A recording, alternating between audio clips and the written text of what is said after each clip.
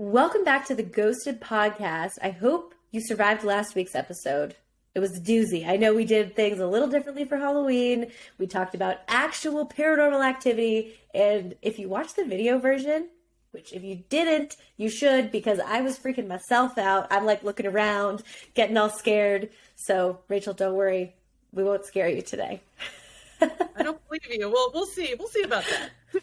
I don't know. We might have some dating horror stories like usual. So, we'll see where this goes. I wanted to start off this episode with just some interesting statistics about the online dating world, because like always, we might, delve into that a little bit here. I found some interesting things, and Rachel, you might argue with these too, which open for debate for sure. So I saw something, where was it? Oh my God, I lost my statistic. It's coming, people. That like over 300 million people are on dating apps, which makes sense because most single people use a dating app in some form. And Rachel, this is why I'm super excited to have you here today, because you're taking a very different approach to online dating, the anti-online dating. And we're going to talk a little bit about inclusive dating. We're going to get into all kinds of things. But Rachel, let me introduce you really quick so people understand where you're coming from. So Rachel Abramowitz is the founder and CEO of Keepler, a new community content platform and marketplace for all things dating. She is a dating app survivor, in quotes, herself, and currently lives in Brooklyn with her husband, baby, and 2 cats. So you really did survive. I did. Yes, I did. Made it out the other side. Yes. And I definitely want to get to, the story of how you met your husband, because I think it's good to always share some stories of hope. We'll share that maybe towards the end. But give the background a little bit on Keepler, the community, tell us what it's all about, and then we'll get into more things. Sure. So I think that the journey of Keepler parallels in a way almost my career journey, because in a previous life, I was an academic. So I was an English literature professor. I did a PhD in English. I did an MFA in poetry. So, not a business perspective on this big human problem, but it was a philosophical perspective, an artistic perspective. And as I was going through my own dating journey, I really found that there was something fundamental missing about the entire way in which we now meet each other, right? It's almost strange now to be hit on in a bar, right? People are like, that's weird, then you're right. Don't talk to me in public. But we're here in 3 dimensions. Like what is going on? And so something, I really felt at the end of my dating journey that something was really, really missing. And I pivoted. Listen, I'm like the business lingo coming in, like my poet self cringing, but from academia to business. So I went to business school, and this was a wonderfully risk-free environment in which to explore online dating, both actually doing the activity, but also the industry itself. So researching all of the different ways that people have approached this problem. Of course, you have the old guards, or the Tinders and the Matches and the OkCupids of the world, even eHarmony. These have been around now for decades. And that's crazy to say. It's great. I know, we're like I call them like the traditional dating apps, and you think, wait a second, like, how far back is tradition? I mean, tradition is like you've got your Yenta in your shtetl, like that's tradition. Right. And that really does work, because people know you, and they understand how to match people. And I think that these dating apps today take more of a superficial approach. Ostensibly, they are out there to expand the pool of potential matches. And that's a worthy and noble goal. But I think over time and the practice of them has really shifted the way that people interact with each other in a bad way, and in a harmful way, for society, if you want to, have this giant statement. And so after business school, taking Keepler out of school, thinking that, what is almost the opposite of each of the aspects of dating apps today, and one was this isolated experience. You're sitting there swiping on people as if you're shopping, for a new shirt or whatever, or or even ordering a pizza. You're like, they need to be this tall and have this job and have this education and, 2 dogs and whatever it is. And, we anyone who has been attracted to anyone knows that often that's not how it works, right? You think you want to date, someone like A, but you fall in love with B, right? And you can't really know why. And it's because there are these subconscious templates that are at work in your brain, right? Based on your upbringing, your childhood, your culture, your sort of these imprints of psychology that you can't solve for, in any kind of objective algorithmic way, on an app. So one of the solutions that we have come up with is community. So what does a community do? I mean, it is a shared space. So you don't feel so alone in your dating journey. You can ask for advice, you can give advice, you can share what you're going through, you can get advice from experts and learn how to do this thing, right? There are so many lessons that we learn about, as we grow up, maybe about finance, about changing a tire, about, getting a credit card, all kinds of things that we learn to do, but no one really teaches you how to date.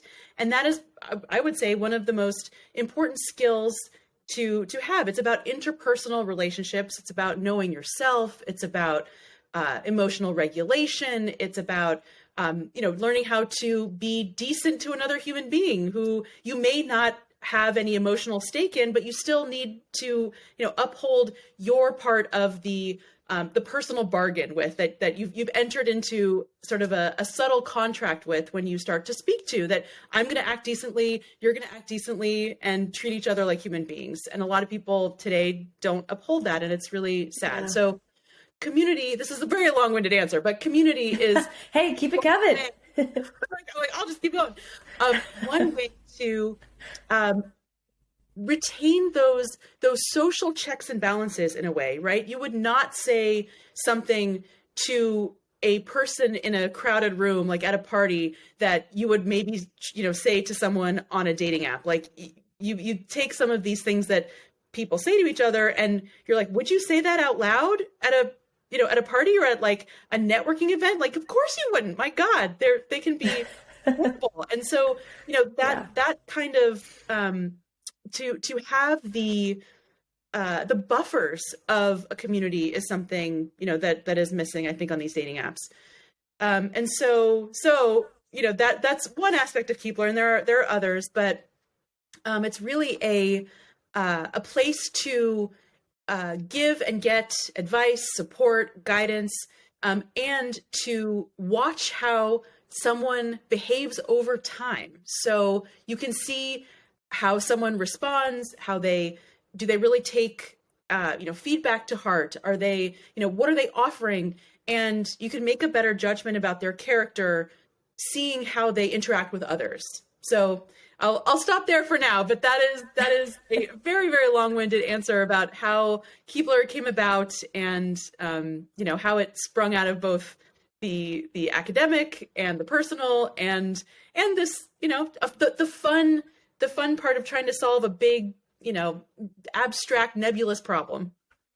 Right. I mean, because being single is inherently lonely. When you are single, you are a one. And I always tell people, when you don't feel lonely, you just feel like, hey, this is good. This is my life. I'm single.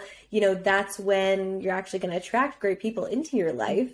But I do think that doesn't mean you have to be alone. I think having community is so important and something that I try to do with all of my matchmaking clients. Like, even just introducing other single people for friendship and like, hey, go be each other's wing women, go out, find people, meet people. So how are you making sure you're curating the people in this community? Because sometimes it can be hard. I've started Facebook groups for dating and, it's tough to get the right types of people in there for them to connect. Yes. That is, I think, a perpetual problem, and it will be one in which, you need it from both sides, sort of the pull for people who want to be in this community and be able to message them to say, this is a place for collective growth and self-growth, and you will be held accountable to, to your character, and that will turn off a lot of people, right, who are not ready for that, and who don't, want to operate in the light. They'd rather operate sort of in the shadows and be sort of shady in that way. So I think that messaging will help. Of course, on the other end, you sort of have to push people out, who maybe come in and find that they are not able to do that work, right? Who really might be disruptive. I mean, there's a moment of, we say like calling in, right? There's that's going around a lot now to say, instead of just banishing someone immediately, I mean, there are things that, really heinous things that you do need to banish someone for. Yeah. But if they just don't have the language or the background or the energy, yet, and they need to learn, that is a moment of intervention, right? You can say, we would love to teach you more about how to operate in this space. And if they're willing to take up that task and that challenge, amazing, right? Great. You have joined this community and you've sort of earned your place after a while, after these lessons. And, that's true for communities everywhere. You don't just, get to act however that, it's a social contract that you have to uphold. So we can have all of the external messaging, and we have a, beautiful code of conduct that we wrote with our DEI consultants who have been helping us throughout to make sure it's as inclusive as possible and as clear and as generative sort of as possible, so that people can really come in and understand what they're being asked to do. And that, again, people who are not willing to do that, that's fine. There are other avenues for you, like go, God bless, like Godspeed, go do what you do. But, for the people for whom this is something new and different and they want to engage, we are here for you. So I think it's moderation and messaging and, intervention. Right. And, kind of in dating, like attracting the people, you'll attract the right people in. Obviously, there will always be some bad eggs in every group because that's just how it goes. But, the people, it sounds like it's going to be people who are more growth oriented. There's more interaction. You're not just sending unsolicited dick pics. Like, you're actually like learning something. Right. So this is a fun new place to try out. Yes. That's the hypothesis. Right. Sure. There's your tagline. So There you go. You're right. And I know you mentioned like really working to create this community as more inclusive. And we talked about a little before we started recording, how I wanted to touch on inclusive dating. Can you kind of define what that means for you, and then also kind of in the context of Keepler too? Sure. So in our research, and so a long time ago, actually, before I even started Keepler, I read a book called Dataclysm by I think the CFO of OkCupid ages and ages ago. And you'll have to check me on that, making sure that that's the right C-suite title. But should I Google it? Should we check? Google real quick. That people say one thing and do another on dating apps, right? They say, sure, I'm open to all races and body types and whatever, but their behavior shows something very different, right? And there have been multiple studies showing that certain groups fare poorly on dating apps. It's a lot of Black women and Asian men tend to fare poorly because I think that these platforms are set up to enhance someone's initial, internal bias, right? That right.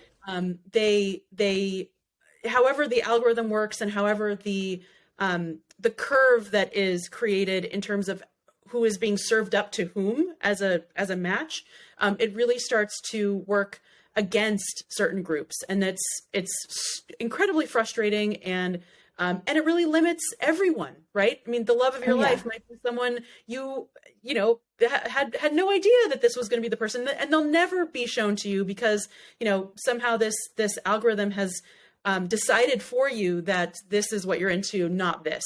That it's not really about the personality, it's about the identity or whatever it is. And so, like I said, from the beginning, from the ground up, we've been working with a wonderful DEI consulting firm called Enlightened Solutions out of Cleveland, Ohio. And they have researched on their own and with us how to create this new environment and how to really call to the surface the biases that people may not know they have, right? So that it's a moment of looking at your assumptions about yourself, about the people you are quote unquote supposed to date, the real qualities in someone and the values in someone that you want to go for, rather than necessarily the race, the body type, the identity, anything like that. And so what Keepler really wants to do is allow people to explore beyond just those identities.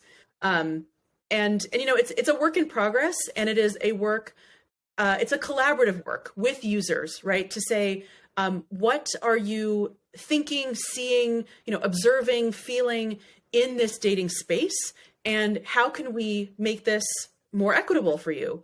I don't know everything. I mean, I'm, a sort of white girl, from the coasts. So, I only know what I know. And so it is vital to continue to talk to users, to people who have experience in the space of inclusivity, and making sure that it's not exclusive, right? Making sure that it is inclusive. So it is again work in progress, but it's deeply integral to Keepler's mission. Right. And I think that is so important, because I see people who come to me who, maybe they don't fit the white, cis, hetero male stereotype, and, they might not get as many matches, or vice versa on the side of women. There are certain groups that I notice are not put up higher in the algorithm on certain apps. So, it's definitely happening, maybe not to every single person, but, having a place where everyone can feel like, okay, I'm accepted here. I mean, I truly believe there's someone out there for everyone, but dating apps can make you believe that, oh my God, there's 8 billion people on this planet and I can't get one match. They can make you think there's no one out there. Yes. Deeply, deeply discouraging. And that is not more of what we need. We need optimism, and I think you're right. The attitude, it comes from you, and it also comes from the environment. You need to see success in order to model that. So you bet. Mm-hmm. And what do you feel like are some of the other current trends? Because I feel like you've done a lot of research you're seeing in dating right now that we haven't gotten to touch on yet. Dating, or in the way that apps are approaching dating? Yeah, I feel like let's focus on apps, because that's more your world. Yeah. So I was on an industry call the other day, and someone was talking about, we're adding like cryptocurrency to the app, and you can like get these crypto rewards, and you can date people. I mean, of course, there's all this like metaverse talk, right? Like Web3, et cetera, et cetera.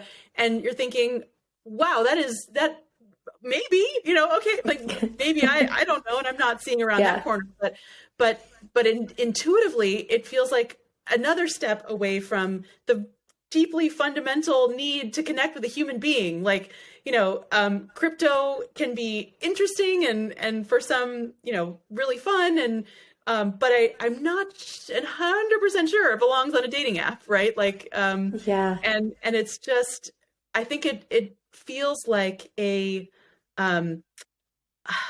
sort of hate to say this, but like a little bit of desperation on the part of apps who need to add more bells and whistles, because they haven't actually solved the problem, the underlying problem of human connection. So they just think, let's, here's the shiny new object over here, and, come on our app and play with these new toys. But if your goal really is to meet someone, that's not going to cut it. So it's been interesting to see what has been tacked on to apps. One major app has partnered with a meditation company, and that to me feels actually like validation in a way for Keepler, to be honest, to say, people amazing. Yeah, I'm like, great. Thank you for doing our like, product market fit work for us. That that people are really looking for this kind of self-growth and grounding and learning how to, again, self-regulate and approach dating from a new mindset from themselves as opposed to looking outward. So some interesting trends that way.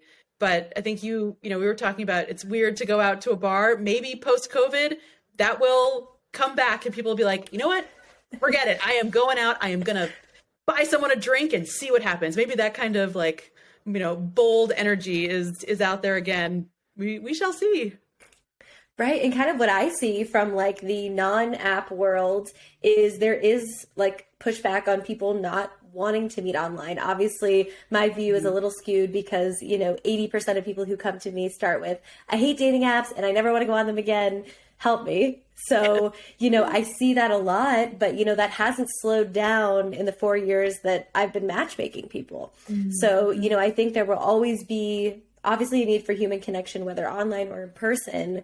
But there are resources, whether it is like joining a community or getting set up on a date, outside of dating apps that people can actually use. But I think sometimes we forget because we just say, oh, the easiest thing is I can just set up my Hinge or whatever and put a bunch of photos and see who I meet. But that actually might be harder than just, going out, meeting someone.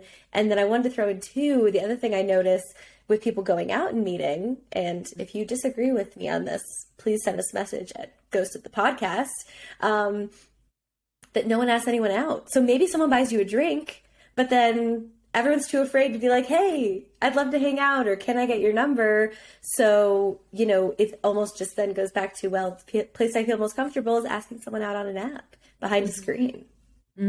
Yes, it's very scary to have that reaction in person, right? To be rejected in person, or oh my God, reject. Yeah, and actually, speaking of ghosting, right? It's a way to reject someone that is avoidant, right? It's an avoidant behavior.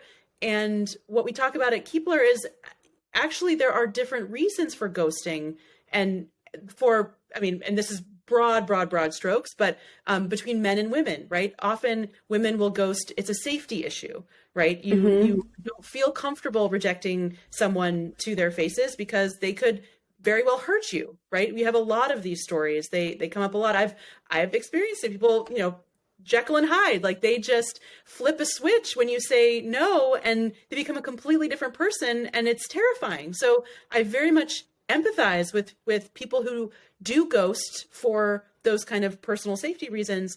If it is for a sort of just an avoidant reason, or you can't be bothered, that's something different. I think there's work to be done there, and you will be rewarded, I feel, as you grow those skills of being brave and being decent and being direct, that over time you get better and better at it, and then you're sort of ready to find that person. I think that's a skill that needs to be cultivated, and this is a way to do it.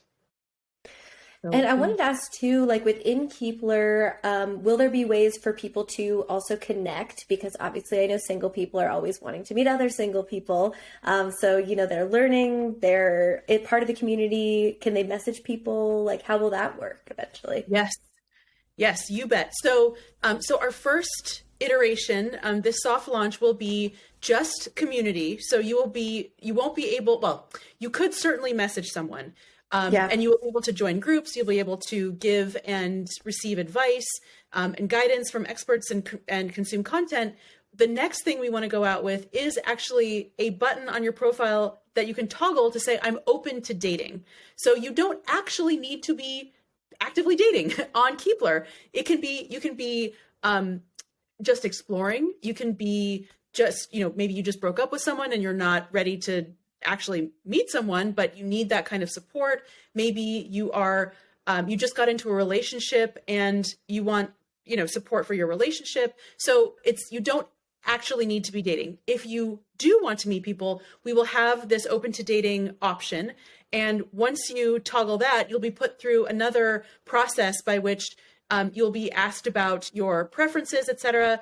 And the way we've been thinking about this matching algorithm is we have to be very sort of delicate with it, because again, we don't want to just reproduce those binary questions to say, do you drink? Yes or no? Well, if you say yes, there's a huge range between, you have a glass of wine with dinner or you're an alcoholic, right? Like these algorithms don't capture a lot of nuance. So as we're working on this matching algorithm, we want to set the right expectations that, we can't magically serve up your soulmate. We can't, dig into, put up, attach nodes to your brain and like read your subconscious about your psychological templates, but we can help cool. Sure. But we can help you become your own best algorithm. We can help you understand how to observe someone, how to take in information, how to feel into your body about someone, how to, at least make clear to yourself, again, the assumptions that you're making about yourself, your culture, your parents' expectations, your friends' expectations, like, where do those fall in your decision-making, and help you make better decisions for yourself. So yes, the very short answer is yes, you will be able to meet people. And we're going to help you get better at making those kinds of decisions for yourself.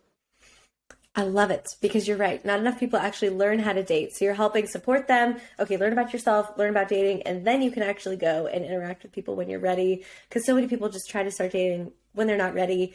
And obviously that's just a recipe for disaster or failure. Yeah. Insert, word here. And, when we started this podcast, we mentioned that you are a dating app survivor. So do you have a horror story or two you can share, or a success story you want to share? Sure. I have both. So, okay. Yes, I think just when you say, oh, I dated online in New York, like that's just one long horror story, like the whole thing. And, yes, being ghosted, being ignored, being, rejected for reasons that you don't quite understand, or needing to reject someone. And again, getting that vitriol back. And, I do remember some interesting dates. I didn't end up with those people, but there was one, somebody suggested that we go to it was a dog like festival. It was awesome. It was in in one of the piers on the West Side Highway, and everybody brought their dog in costume. And I didn't have a dog. I think he had a dog, but I love dogs. So I was like, great.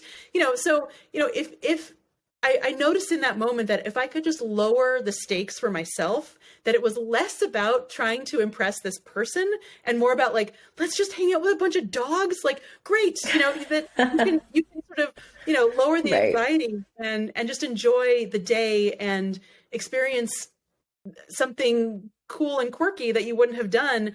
And just use it almost as like an anthropological experiment to be like, what is it like to be in this environment with this person, learn about this person and about humans, in this moment. So some bright spots.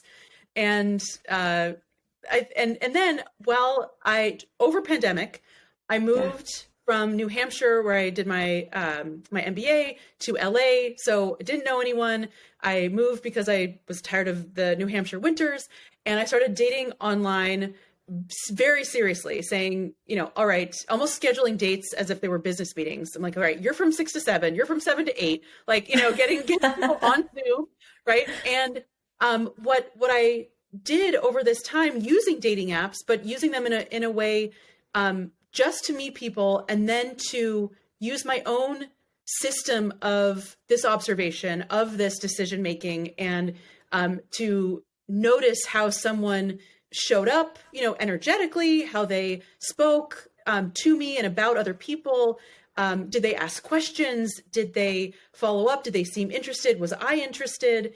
And I dated in a different way from how I had done it in the past. So the dating apps didn't change, but I really changed. And over time, I met my now husband, who just from the get-go, having calibrated for so long over dating apps to say, I like this, I don't like this, I know how this feels, I know how to assess someone now. He it was easy, to say like, oh, Love that. I recognize this energy. I can see how I feel around his energy. And after that, it went really quickly. We met in January. He moved in April. We got married in June. And, now we have a 3-month-old. So it's like, oh boy, it really That happened fast. yeah. But it always felt inevitable because I had done all that work, right? I had done all that work in a way. And so with this person, I know how to show up and communicate. And it's not that it's seamless all the time, but it's easy in a way that it had never been before. Mm-hmm. So being able to recognize that, I think, was an accomplishment that I feel really proud of. Right. You should. And using all those other experiences kind of as your research and your learning to then be like, oh, the second I know and I find the right person, like there's not going to be a hesitation. And I can imagine too, which I feel like I just like to ask this of people because just kind of to prove a point, but I can imagine you didn't have an incredibly long list of requirements you were looking for. Or maybe you did. I shifted the type of requirement. Okay. It wasn't that they had to be like, have this color hair or like be this tall or have this kind of job or those sorts of things. It was less about, I had to be attracted to them. Like, mm-hmm. I'm not going to say like, oh, attraction goes out the window. I think that will never be the case. Attraction is deeply important, but it was more about the requirement of a level of emotional intelligence in this person, a way of communicating, a way of disagreeing, a way of entering into debate, a way mm-hmm. of envisioning life and wanting to build one with me and be flexible and invite me to be honest about what I wanted and not, I've definitely known people in the past who are unsafe, are psychologically unsafe, right? Who sort of can gaslight or can, have narcissistic tendencies or whatever. And that was a requirement that he not be, a narcissist. Right. Yeah. Good requirement. So the requirements really did change. And I really stuck to them to say, you know what, maybe I had seen this other person and they were very attractive to me and were interesting and ambitious in these other ways. But then I sort of noticed these other traits start to creep in. And I thought, you know what, I don't have the time right now to explore this further. I have enough data to know that does not make me feel right. That did not, mm-hmm. hit the right tuning fork, right, inside. And so the requirements were that that he be the right kind of person psychologically rather than, of the superficially, I suppose. Yeah. And I mean, it's so great that you thought about that, knew what you were looking for. I feel like maybe people rewind, listen to that again. You can apply that kind of stuff to your own life.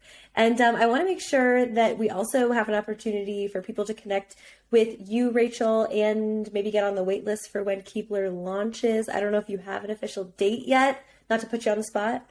No, that's okay. That's okay. If anyone has ever built any sort of apps or tech products, that launch is always a little bit wiggly because of development, but we are hoping to launch the beginning of November, and you can go to Keepler.com, which is KEEPLER.com, and there is a place to sign up for the waitlist, and you will be put in the email flow to let you know, what's happening, new features that are being built.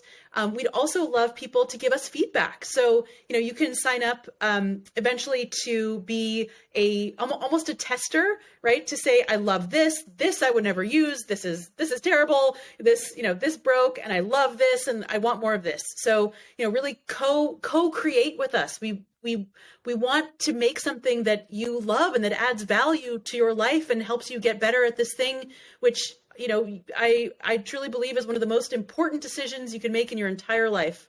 And we want to help you make it in the most healthy way that we can. And we want to make sure that it works for you. Great. And then we'll put all of that in the show notes below so you guys can just copy paste, go to the website, see what's what. And then, Rachel, I always like to end these with a little words of wisdom. Obviously, this episode has been full of wisdom. But is there any other advice you want to impart to our single listeners before we go? I think that if and I've said this actually to some of my younger friends, is they tend to want to make someone else like them. And the minute that you switch to, do I like them? Right? It's so simple. And I think that, people try to say, well, but do you like them? There's such a resistance to that. And we so try to get followers, to get, there's so much energy these days to get people to like us, that I think that we forget that we also need to like someone, right? And to truly like them and want to be around them. And having someone like you is just not enough. You need the other part too. And someone needs to also demonstrate that they like you in a way that feels good to you. So I really think that almost it's a little crude, but saying they're on a job interview in a way, like to be your partner, and would you hire them, right? To do that. And it might lower the stakes a little bit. So I would give that piece of advice, and it worked for me. I hope that it works for you. Great advice. Thank you so much for being here on the podcast. This was so fun. And, just a little shameless plug, you guys really might want to check out Keepler, because you might see me on there one day. Who knows? We might continue this, collaboration. So check that out. Sign up so that you know when it's launched. And Rachel, thank you again for hanging with me. Oh, thank you. Always wonderful to talk to you. Truly. Okay.